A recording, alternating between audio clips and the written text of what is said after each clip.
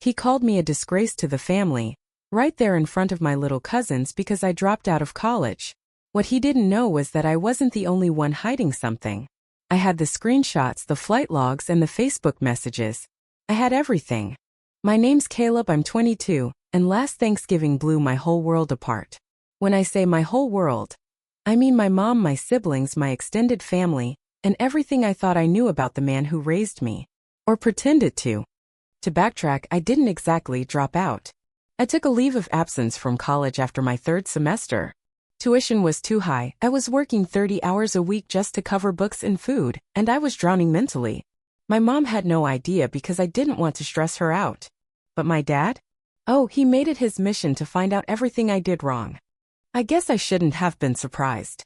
My dad, Dennis, was always the type to care more about appearances than substance.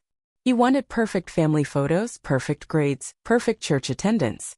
Behind closed doors, though, he was emotionally absent. The kind of dad who'd brag about you to his friends but never actually ask how you're doing. So when we gathered for Thanksgiving dinner at my grandma's house and he stood up during grace and said he wanted to speak honestly as a father, I thought, okay, maybe he's grown. Maybe he's going to say he's proud of me for trying. Nope. He said, and I quote, "It's time we hold each other accountable. Caleb, you've embarrassed this family. You quit school, lied to your mother, and now you think you can just show up here and eat like everything's fine."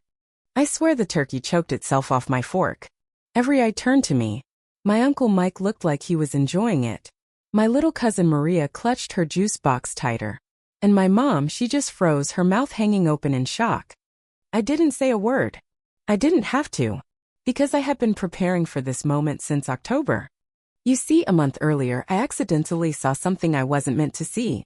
I had borrowed my dad's laptop while visiting him. He lives in an apartment for work during the week, and a tab popped up. A Facebook message. From a woman named Tara Lewis. The conversation said, "The kids miss you. Can you come this weekend?" I stared at that sentence for 5 whole minutes. Then I started digging. First the Facebook profile. Then her Instagram. Then public records. Then I checked credit card statements from the shared bank account he had with my mom, stuff I shouldn't have had access to. Except he once wrote down his password in a notebook that he thought I hadn't seen. Turns out, for the last 7 years my dad had been flying out twice a month to Charlotte, North Carolina. He claimed it was consulting work. But what he was really doing was visiting Tara and her 2 kids. 2 kids born 5 and 6 years ago. You do the math. I screenshotted everything. Bookings, Uber receipts, photos of him holding the other kids. I didn't even know what I was going to do with it yet. But when he called me a disgrace and a liar in front of the entire family like he was some holy man, something inside me snapped. I stood up. Calm. No yelling. Just pain. I said, "You're right, Dad. I should have been honest. So let's be honest now. Does your other family know you're spending Thanksgiving with us?" Dead. Silence. My grandma gasped like someone sucked the air out of the room. My mom whispered, "What are you talking about?" In that trembly way like she already knew. My dad turned purple. He said, "Watch your mouth. You don't know what you're talking about." So I pulled out my phone, clicked the folder I labeled Dennis Files, and showed him the pictures. Him and Tara. Him kissing her forehead outside a house. Him playing soccer with a toddler in a backyard that sure as hell wasn't ours. My mom took the phone from my hand. Her face turned into stone. And then came the twist I hadn't seen coming. My Uncle Mike, the one who always seemed too smug for his own good, stood up and said, "You think you're exposing something new, Caleb? We've all known. I just didn't want to be the one to tell your mom." My jaw dropped. What? So this wasn't just a betrayal by my dad. It was a silent conspiracy, a web of people who let it happen.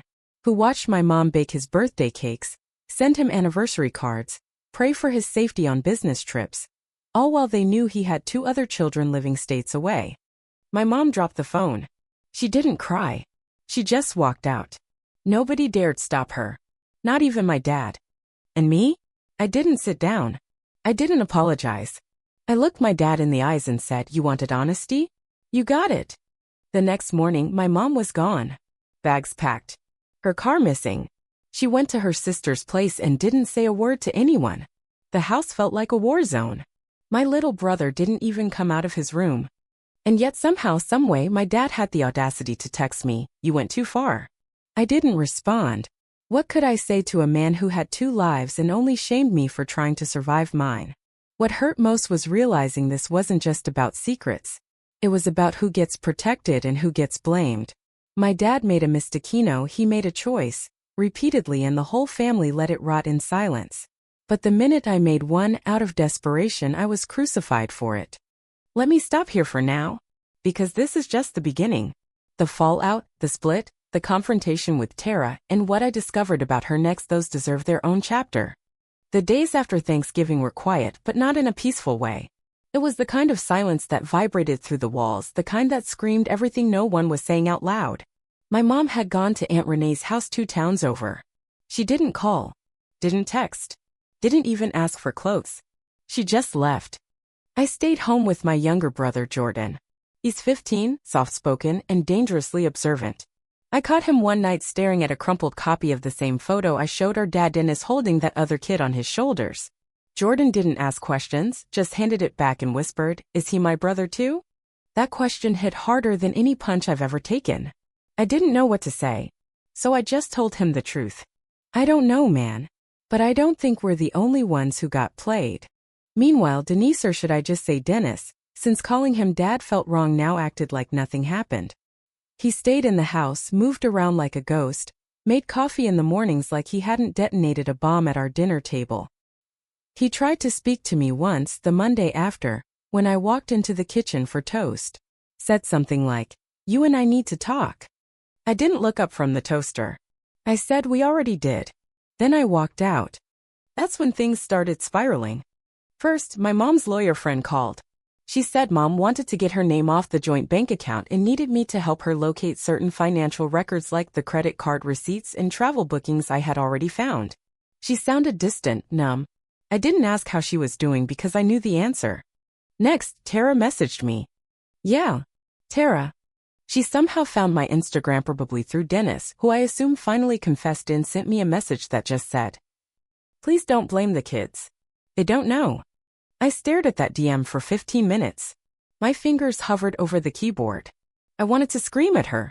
Ask her if she knew he had a whole family before she had hers. But deep down, I already knew the answer. This wasn't a woman who got fooled. This was a woman who signed up for the lie because it was convenient. But what really turned my stomach was the realization that she was right. Those kids didn't know. They weren't the ones who lied. They didn't choose to be born into a mess. They were just existing. Just like me. Just like Jordan. So I responded. "I don't blame the kids. But I don't respect you." She left me on read. By that Friday, Mom came back. Not to move in. Just to talk.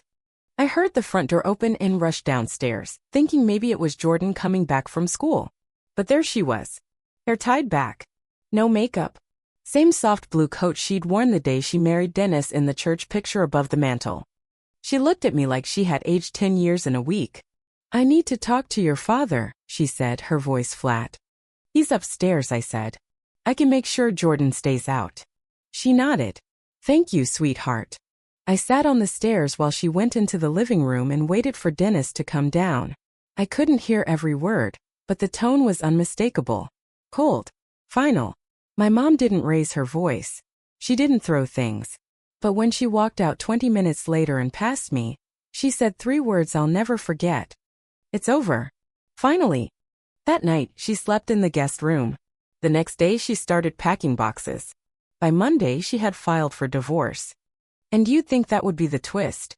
You'd think that would be the climax. But no. Life wasn't done with us yet. Because 2 weeks later, my Aunt Renee called me in the middle of the night. She said, "Caleb, do you know where your dad is?" I rubbed my eyes. "What?" "No." "Why?" She was crying. "He didn't show up to work. Someone called from his job. He's not answering. And there's something else.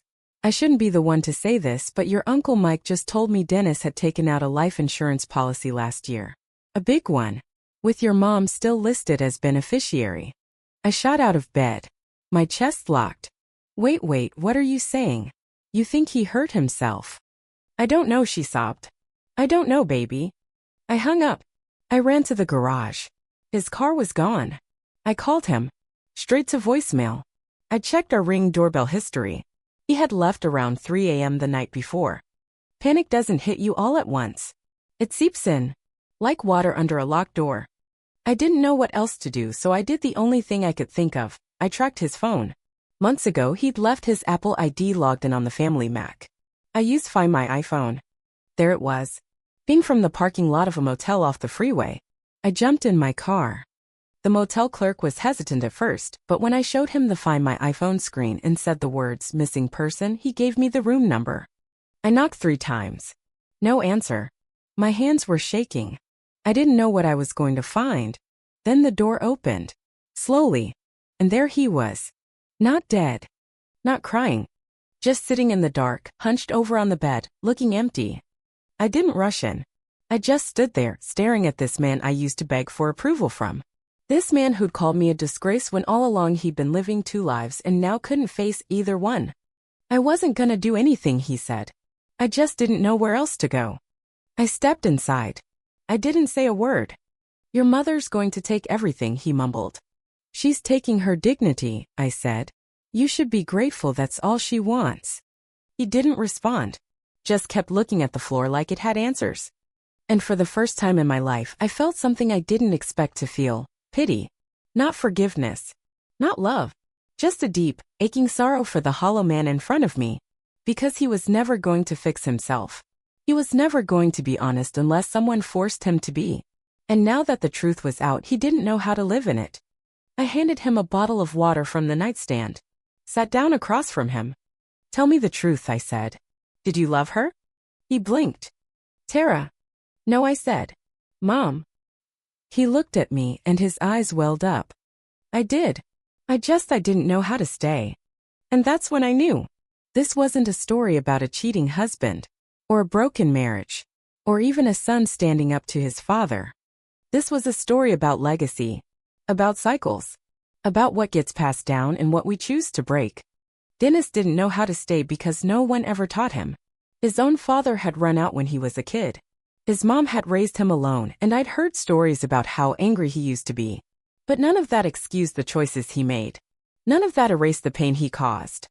I wasn't going to be like him. I wasn't going to bury secrets under fake smiles. I wasn't going to call shame discipline or silence honor. I stayed with him that night to make sure he didn't do anything reckless. But the next morning I told him it was the last time. You're going to apologize, I said. To Mom. To Jordan. To me. Not to save your image. Not to fix anything. But because it's the only decent thing left for you to do. He didn't argue. He just nodded. And for once I believed him. The apology would come later. So would the courts and the move and the long awkward Sundays where we learned how to be a family in fragments. But in that moment I realized something powerful. The truth doesn't just destroy. It also clears. It clears the way for something new. Something honest. Something whole. The weeks after I found Dennis in that motel room were strange, like the calm after a tornado, where everything looks still, but you know the debris hasn't settled yet. Mom didn't move back in. She stayed at Aunt Renee's while the divorce papers went through. Jordan barely spoke except when he needed something. The house, once noisy with TV sounds and Dennis's phony lectures about discipline, was now just walls and silence. But the biggest change was me. Before I would have tiptoed around the wreckage. Before I would have apologized for making it worse. But now, I stopped shrinking to fit the room. I told the truth, and that truth cracked open something permanent. The apology came on a Sunday. Mom finally agreed to meet Dennis in person at her lawyer's request for an early mediation. She told me not to come. But I showed up anyway. Not to interfere. Just to be there. Because if anyone tried gaslighting her or twisting things, I wanted her to know she wasn't alone anymore. She didn't look surprised when she saw me walk into the conference room. She just gave me that small nod, quiet approval, not like the dramatic headshakes she used to give me when I came home late from parties. Dennis was already there. Clean-shaven. Wearing the same gray suit he wore to church when he still bothered to show up. He looked older. Not because of time, but because of the weight. Shame doesn't age you slowly, it crushes you in one season. He didn't speak first. Neither did she. It was the mediator who asked, Mr. and Mrs. Carter, do you wish to start with a verbal statement before we go over the agreement? My mom looked directly at Dennis and said, "Yes, I do." Her voice didn't tremble. It didn't rise. It was calm, resolute, and somehow more powerful than any screaming could have been. "You lied to me for years. You let me build my life around a man I didn't really know. I carried your child, cooked your meals, took care of your mother when she was dying. I was loyal to you in every way. And you repaid me with betrayal. You didn't just cheat. You built a second home.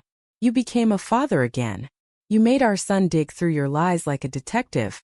And when he found the truth, you tried to humiliate him." She leaned forward slightly. "You don't get to be the victim here, Dennis." He didn't lift his eyes from the table. His hands were clenched on his knees like he was bracing for impact. Or maybe praying the floor would swallow him whole. "I know," he whispered. "I don't expect forgiveness. I'm sorry. That's all I have." She blinked slowly. "That's not even close to what you owe us. But it's a start." They went through the paperwork and for the most part, Dennis didn't fight back. He kept the Charlotte condo. She got the house in custody of Jordan. He agreed to pay support until Jordan turned 18. It wasn't just about money, it was about principle. And for once, he didn't flinch when the scales tipped away from him. After the meeting, I walked my mom to her car. She didn't cry. She didn't ask for my opinion. She just unlocked the door and said, "You did good, Caleb." I nodded. "So did you." She drove off with her dignity intact. But I still had one conversation left to have. With Tara. Not because I wanted revenge. And not because I was trying to punish her. But because I couldn't close the chapter until I understood the whole story. Until I saw what kind of world Dennis had built outside of ours. So I messaged her back. Not hostile. Not forgiving. Just curious. I said, "I want to talk. In person. No yelling. Just clarity." To my surprise, she agreed. We met at a coffee shop near the Charlotte airport. She brought her youngest with her, a boy named Noah. He was about 6, with Dennis's dark hair and cheeky grin. He had no idea who I was. I sat across from them, watching him sip hot chocolate while Tara watched me like I might explode. "You're braver than I expected," she said finally. "I'm not here to be brave," I replied. "I just want to know how long you knew." She sighed. "He told me he was married when we first met. Said it was complicated. Said he was going to leave her. You know the classics." I raised an eyebrow. "And you believed him?" "I wanted to," she said, her voice quieter now. "Then I got pregnant with Emma. By then I figured he had to be serious. But he never left. Just promised more. And when Noah came along, I stopped asking. I told myself I was doing it for the kids. But really I was doing it to protect my pride." I looked down at the little boy playing with a napkin dispenser. He looked like me at that age. It made my chest ache. "They didn't ask for this," I said. "No," she agreed. "They didn't. And neither did you." There was a long pause. "I'm not going to say I'm sorry," she said, "because it wouldn't be enough. But I will say I never wanted to hurt you or your mom. I never thought he'd let it come to this." I stood up. He didn't let it. He built it. Before I left, I turned to Noah and smiled. "Take care, kid." He grinned up at me with whipped cream on his nose. "Bye." I walked out of that cafe feeling like I'd just exhaled for the first time in weeks. I didn't get closure in the way movies promise it. There was no final hug. No grand apology. But I got something better, clarity. And with it, peace. I went back to school the next semester. Not because I felt pressure, but because I wanted to. I switched majors, 2 from business to social work. I knew what it felt like to be failed by the people who should protect you. I wanted to help kids who felt invisible the way I had. Jordan started therapy, and slowly he came back to life. He still doesn't talk much about Dennis. But one night he walked into my room and said, "I'm glad you told the truth. Even if it broke everything." I nodded. Sometimes breaking things is the only way to rebuild. As for Dennis, he faded. He moved back to Charlotte full-time, and though he sends birthday cards and texts now and then, none of us really respond. He once emailed me a long letter saying he was trying to start fresh, that he'd begun therapy, that he hoped one day we could talk again. Maybe we will. One day. But not now. You see, when you grow up being told that loyalty means silence, it takes everything in you to realize that the most loyal thing you can do is speak. The truth didn't destroy us. The lies did. And I'm not ashamed of walking away from them. I'm proud. We didn't hold a funeral for the marriage. No big family statements. No last dinner. It ended not with a crash but with a quiet, clean break. Mom moved into a smaller townhouse closer to her new job. She went back to teaching English part-time at the local community college. Said it felt good to use her brain again. I helped her set up bookshelves and carry boxes of lesson plans she'd saved in plastic tubs from the 90s. She smiled more often. Laughed when the toaster burned her bread. She was alive again. Jordan surprised us all the most. About 6 months after the divorce was finalized, he came to me with a request. I want to visit them, he said.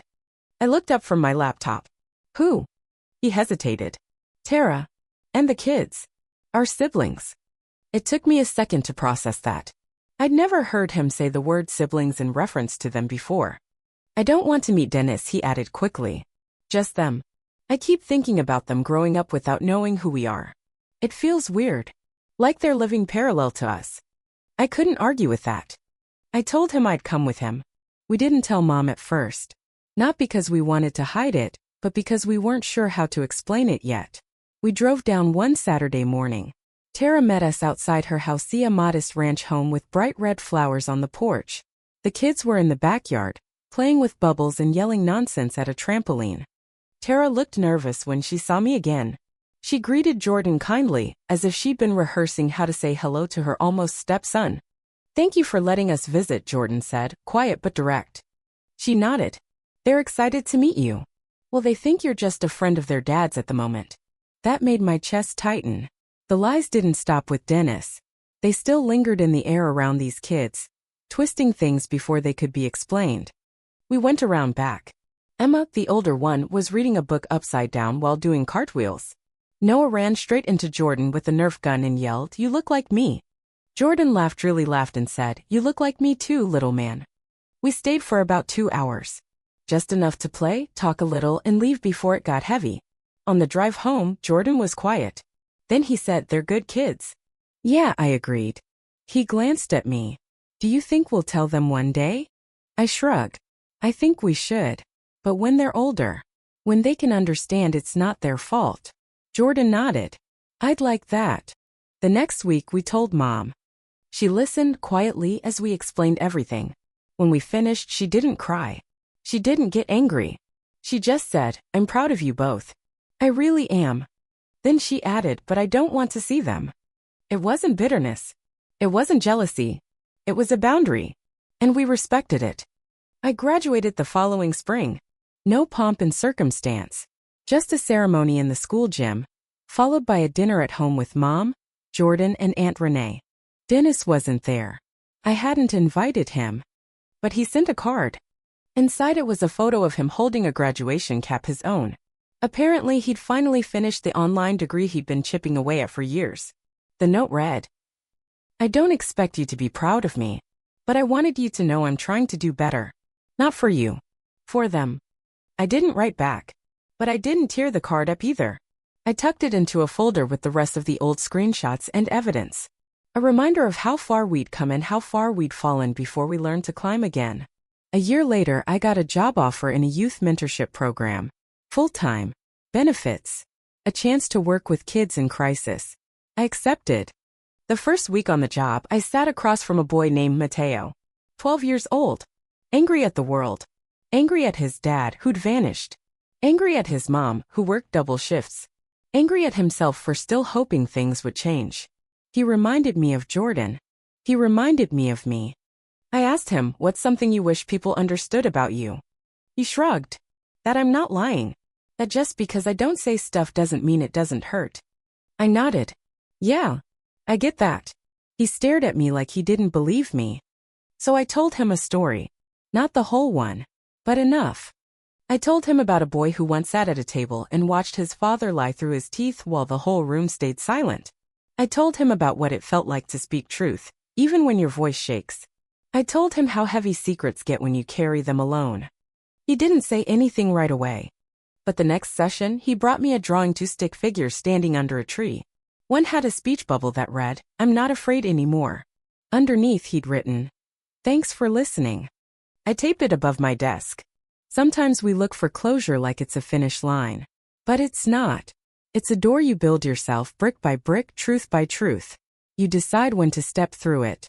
And when you do, you realize you never needed anyone else to open it for you.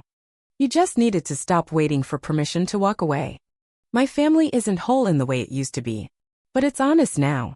We laugh louder. Cry sooner. We sit at the table with nothing to hide. Even the silence is cleaner. I still get messages from Dennis once in a while. Updates. Regrets. Polite questions about Jordan. I reply sometimes. I keep it surface level. One day, maybe I'll forgive him fully. Not for him, but for me. Because I refuse to carry his lies like they're my inheritance. This is the legacy I choose instead. Truth. Resilience. Peace. And maybe one day, love that doesn't hide behind locked phones and half-lived lives. Until then, I'll keep building forward. With both hands. With a clear heart. And without apology.